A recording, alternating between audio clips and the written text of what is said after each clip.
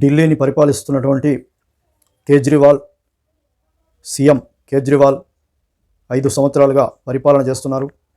ఢిల్లీలో ఉచిత వైద్యం, ఉచిత విద్య, ఇంకా ఉచిత నీరు, పూర్తిగా ఉచితాలతో ప్రకటనతో ప్రజలకు చేరువై అధికారానికి చేరువయ్యాడు. ఇప్పుడు ఆయన పార్టీలోకి సంబంధించినటువంటి పెద్దలు, మంత్రులు, ఎమ్మెల్యేలు, ఎంపీలు, ఆయనకు సంబంధించిన ఆర్థిక లావాదేవీలలో పార్టీకి చందాలిస్తున్నటువంటి వ్యక్తులు వాళ్ళందరూ కూడా ఈరోజు ఒక 7-8 మంది మద్యం కుంభకోణంలో అరెస్ట్ అయినటువంటి విషయం తెలిసిందే. అరెస్ట్ అయ్యి ఢిల్లీలో రాజకీయాలు పూర్తి స్థాయిలో వేడెక్కాయి. ఆయన పార్టీ యొక్క నిర్మాణాలు కూడా పూర్తిగా కూలిపోయే పరిస్థితి ఉండి ఆయన వ్యాఖ్యలు దారుణంగా చేయడం జరిగింది. దీని విషయమై జైల్లోకి వెళ్ళారు అంటే, జైల్లో ఉన్నాము అని అంటే అది చాలా గొప్ప వాళ్ళు అయితేనే. నాకు ఇప్పుడు జైల్లో ఉన్న వ్యక్తులందరూ కూడా వాళ్ళు గొప్ప వాళ్ళతో సమానం.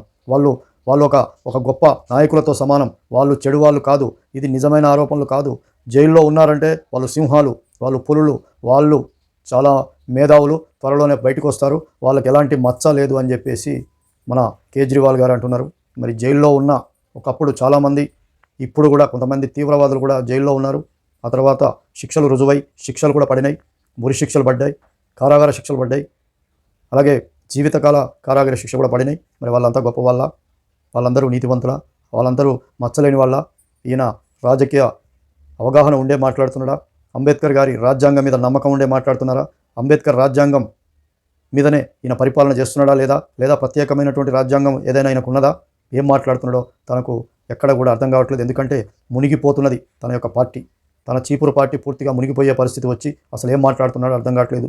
జైలులో ఎంతమంది వెళ్తే వాళ్ళే చాలా మంచి నీతివంతులు, వాళ్ళు చాలా గొప్పవాళ్ళు అని చెప్పడం ఎంతవరకు కరెక్టు? అది నోరా లేదంటే తాటిమాట? అది ఆయనకే తెలిసి ఉండాలి. ఆయన రాజకీయంగా అది ఒక నీటి బుడగలాగా లేసి వచ్చిన నీ పార్టీకి కష్టపడకుండా ఏదో ఒక మాటలతో ప్రజల్ని మభ్యపెట్టి ఢిల్లీలో అధికారంలోకి వచ్చినావు. కానీ ఇలాంటి మాటలు మాట్లాడడం కరెక్ట్ కాదని చెప్పేసి ఢిల్లీ ప్రజలందరూ కూడా అంటున్నారు. ఈరోజు ఢిల్లీ పూర్తిగా మూసుకుపోయింది పొగ మంచులో. అసలు ఏం చేయాలనో నీకు పరిపాలన ప్రతి సంవత్సరం ప్రజలు చాలా ఇబ్బంది పడుతున్నారు. ముందు అది చూసుకో అని చెప్పి ప్రజలు అడుగుతూ ఉన్నారు.